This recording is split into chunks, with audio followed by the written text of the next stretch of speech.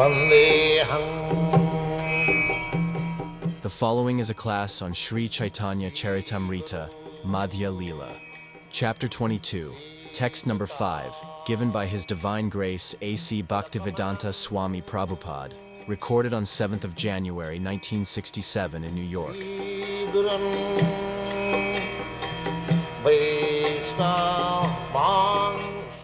Krishna Bhakti Avidya Sarvashastre kaya Adayam Munigan Kariyache Nishchay.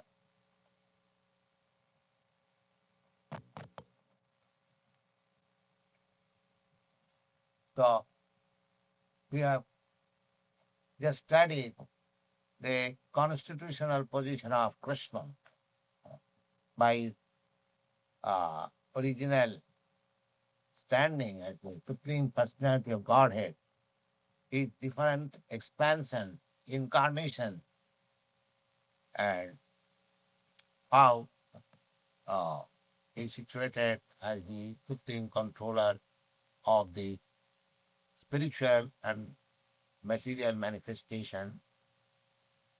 So far as first two, we have studied through the grace of Lord Chaitanya, and even up to the primal living entity within this material world, namely Brahma. Brahma is considered to be the supreme. He is also a living entity like us, but is supreme powerful within this material universe. Just like within this state, President Johnson is the supreme powerful, but he is a man like us, a living entity, but he has got supreme power. Similarly, Brahma is a living entity like us, but by meritorious and devotional service to the Lord is exalted as the Supreme Personality within the material world. But he is not Supreme Personality of God. Supreme Personality of Godhead is Krishna. Ekala Ishwar Krishna Arsami. And only Krishna is the master and everyone is servant, however great he may be. So, even Krishna's expansion, Vishnu, is also subordinate to Krishna. The greatest manifestation of Vishnu is the Mahavishnu, who is lying on the causal ocean of material creation, wherefrom the material universes are emanating by breathing process. Such a gigantic and huge form of Vishnu with 4 hands. He is also stated in the Brahma Samhita, Jastaitani Shashita Kalamakhavalambad Jivanti Luma Vilaja Jagadannanakha Vishnu Mahanasaya Sapkala Viseshu Govindamadi Prisam Tamanivayam. I worship the Supreme Personality of Godhead, Govinda, whose plenary parts of the portion is Mahavishnu. And what is that Mahavishnu? In whose breathing period all these universes are coming and being annihilated. That is the process of breathing. Just like with our breathing, we are expiating so many germs, and again we are taking so many germs. Similarly, the breathing period of Mahavishnu is exhaling so many inverted, and again inhaling so many inverted. That Mahavishnu is also the plenary expansion of Krishna.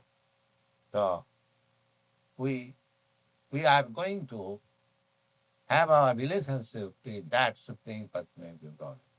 And how that can be achieved, that is now being explained by Chaitanya Mahaprabhu.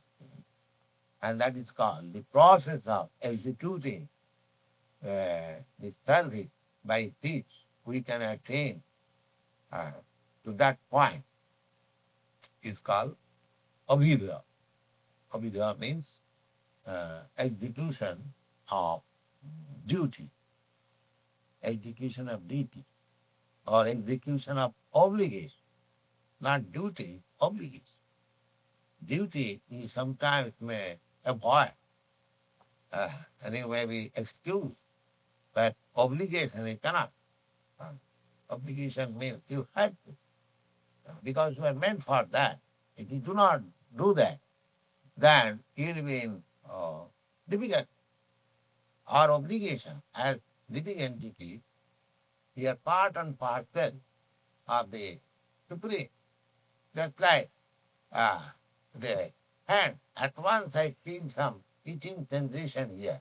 At once the hand comes, without asking for it. It is so made psychologically and mechanically, or whatever you may say. At once I feel some itching, at once the hand comes. Obligation. It is obligation. Similarly, we are part and parcel of the Supreme. We have got obligation to serve Krishna. And if we are not doing that, that means if the hand is cut off from this body, there is no obligation. The hand which is cut off from this body, that hand will not come to see my teaching. That means it is fallen. His business is finished. Similarly, if we do not, just as if the hand does not work, the obligation which it has to serve this body, then it is to be understood the paralyzed, a disease, infected, and doctors sometimes advise cut it off. If you want to save your other parts of the body, then cut it off. Similarly, these conditioned souls, they are now conditioned, in one way, they are cut off from the original. I mean, this relation. Forgetful. So if you want, if this hand want to remain in healthy state, it is the duty of the hand to fulfill the obligation of the hand's duty, and then it remains very healthy condition. So our duty is to serve God. There is no other duty. That is Chaitanya Mahaprabhu's preaching, that you have no other duty, anything. That is all false illusion.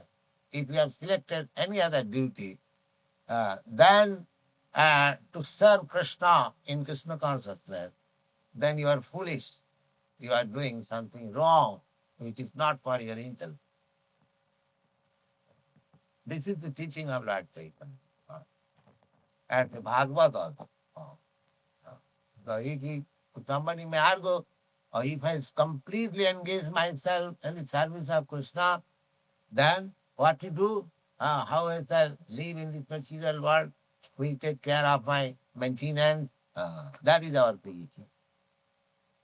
If you serve an ordinary person here, you get your maintenance, you get your wages, the dollars.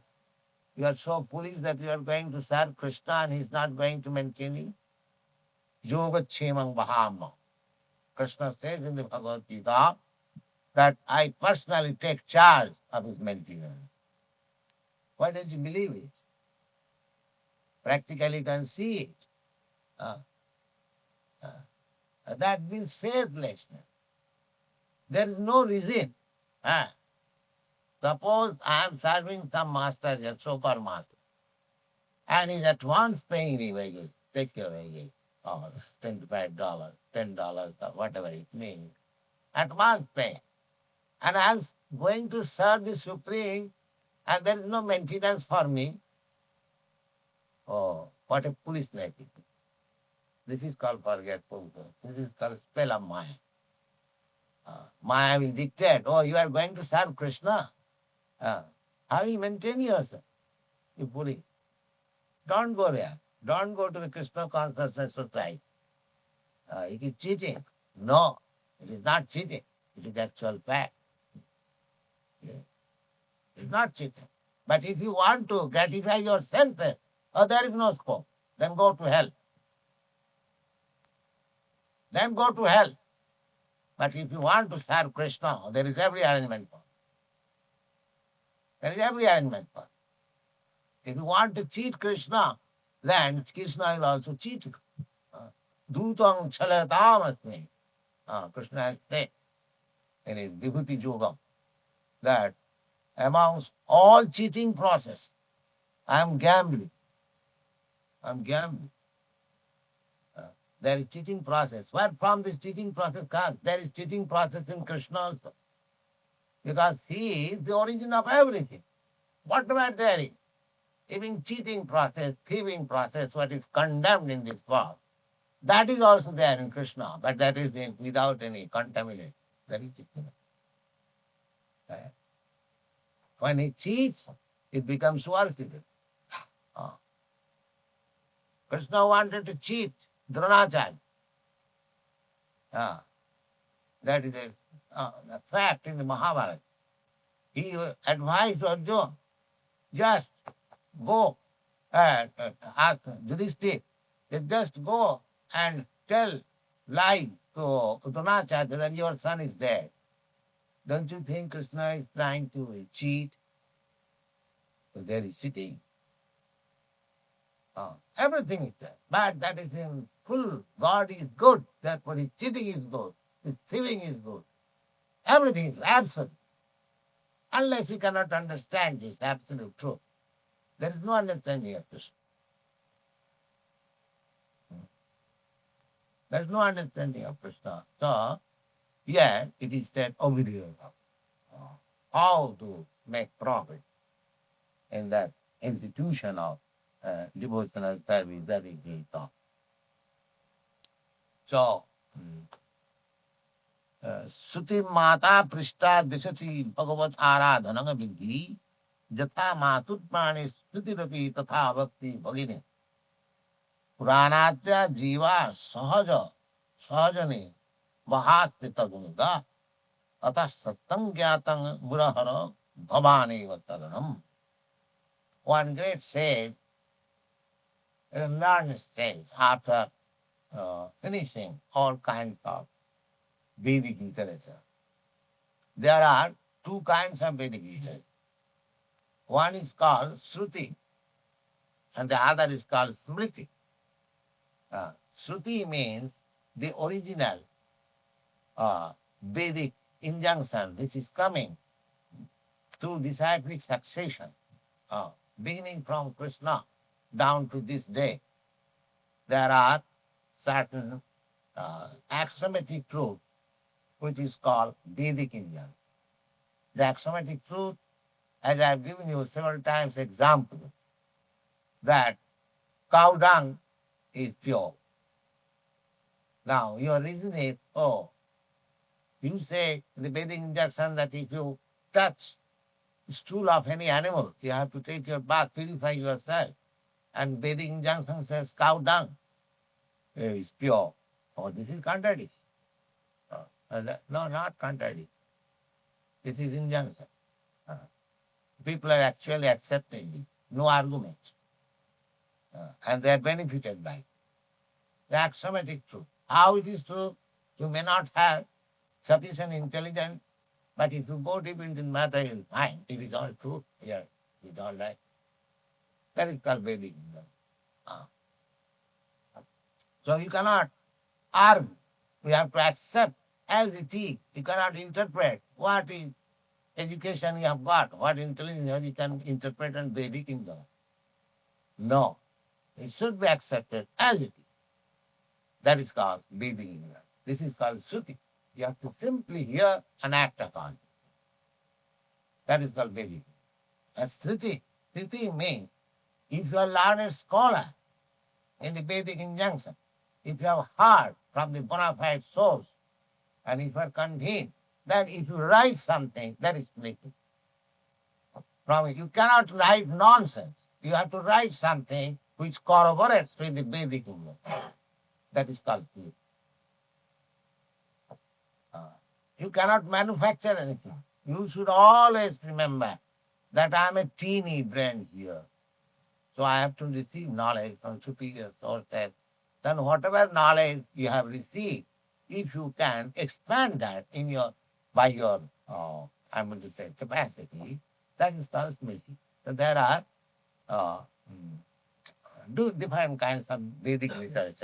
One section is called sruti, originally Tamil. Just like this Chaitanya Chaitanya. This is a book written by Krishnadas Kaviraj Goswami, a great devotee of Lord Chaitanya. It is called Smriti. Why? Everything written here is corroborating the Vedic Gita. There is nothing. Suggestion.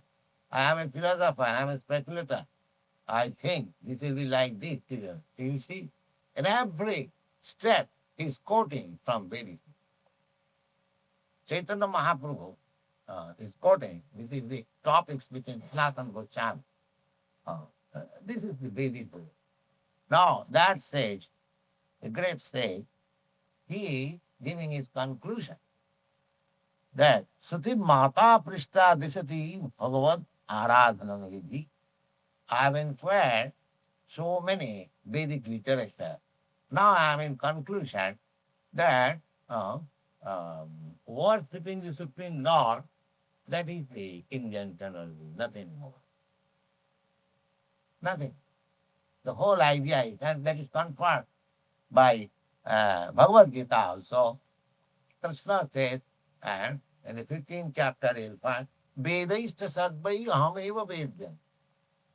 What is the purpose of Veda? The purpose of Veda is to understand Krishna. That's all.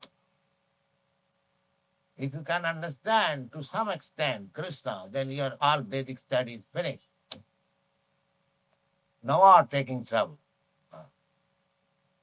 So we have to follow. Now here is this says that I have consulted all the Vedic prophets, all the Vedic research, and I see that Bhagavad Aradhanam, the only injunction is that to work with it.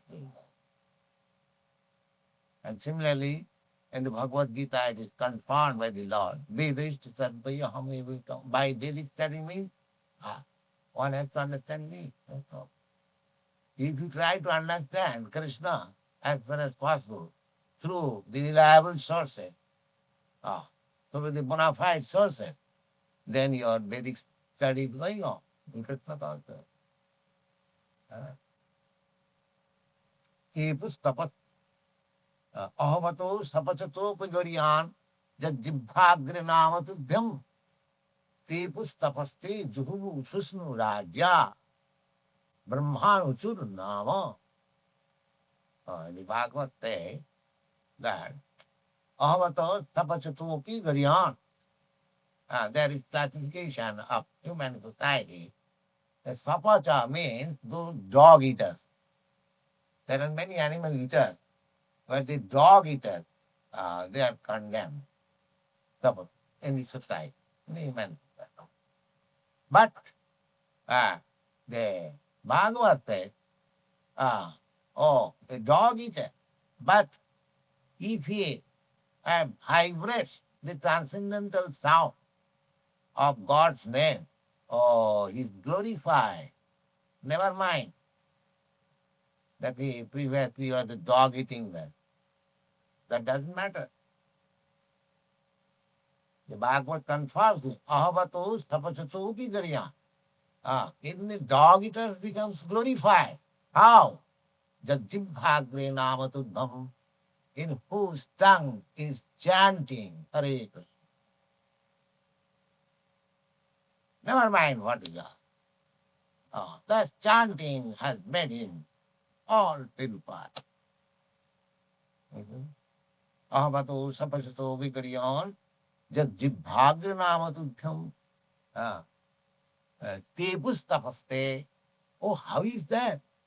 He was just a few days before he was eating jog, and because he is chanting Hare Krishna has become purified. At the Hindu society, they are hesitant. The reply is, you do not know. Tepus tapaste. in their previous life, they had already undergone many severe penances and prescribed in your Vedic. Krishna Raja, he is not dog eater, he belongs to the Arja, the advancing Aryan family. He's as a, so anyway, somewhere or other, if one takes to the Krishna consciousness, he becomes Atman people. Atman, never mind, partly. That may be classification in the social convention. He is big, he is small, he is Brahmin, he is Sudra. Chaitanya Mahaprabhu never said that I am a Brahmin, I am a Kshatriya. Naham Vipranasanarapati. I am neither a Brahmin nor a Kshatriya, nor a Vaishya, and anything of this material regime. Then what you are? The Gopi Bhattu Padakamal Dasa Dasanga. I am the servant of the servant of the servant of the servant of the servant of Krishna. That is our transcendental. That's right. It has to be. Then everything is all right. But he has to take it very serious. Let me follow it. It's all serious. Yeah? Then everything is all. It's such a life. Everything is all. Jatha Matudbani. Now, Sruti, the basic Veda Mata. Veda Mata.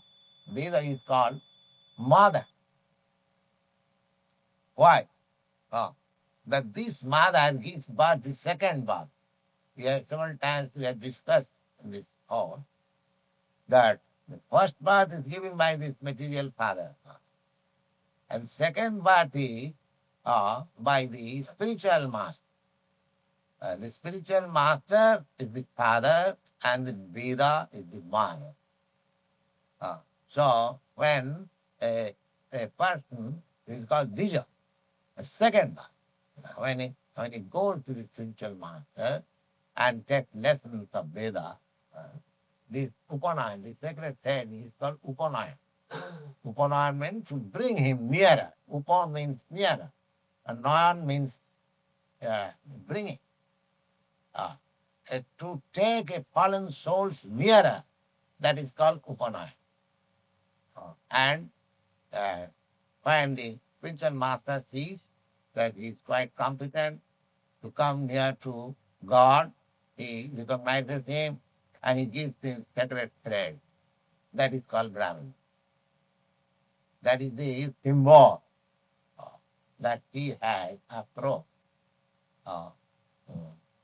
Acharya. Acharyavan Purusa Veda. How one is understood that he knows spiritual science, that means we are called a spiritual master. These things are there. Sruti Mata, Srutirapi Tatha Bhakti Bhagini. That we have divided the Vedic literature into two. The knowledge which is coming in disciplic succession, that knowledge is mother. And this knowledge, by memory, it is reference to the context of Vedic literature, this is something right. That literature is the system. That is compared with fish. One is with the mother and the other is the system. The Puranadda Jiva Sahaja Nivahat Trita Brunuga. So all these Puranas, they are called Sruti. There are 18 Puranas, the Mahabharata, the Ramayana, there are so many. Vedanta, Sutra, they are called Upanishad is Veda, the Sruti. That is the gist of Vedic knowledge. But Puranas, they are called Sruti. So this Sruti Sruti, according to Indian theistic scholarship, there are two kinds of literature, Sruti Sruti. So there was another devotee of Krishna. He has written another nice song. He said, Srutimapare, Srutimapare, Bharatamanne Bhavo Gita. Well, people are taking center of the Vedic literature who have become afraid of this conditional life. What is the end of Vedic literature? Just to get oneself liberated from this material entanglement. So he said, the people, those who are afraid of this material life, material entanglement, let them worship Sruti, Veda, or Sruti, or Mahabharata. Let them be engaged in that way. Sruti Mahapare, Bharatamande Bhagavad Gita. Then, what is that? Now, I'm not going to do that. What you are going to do? Amiya Nandang Bande Jashalinde Parang Brahma. I shall worship Nanda Maharaj. Why? You have left all Veda and Puranas, everything. Why you are going to worship Nanda? Because he has captivated the Supreme Lord playing as a crawling child in his courtyard. So I shall worship him.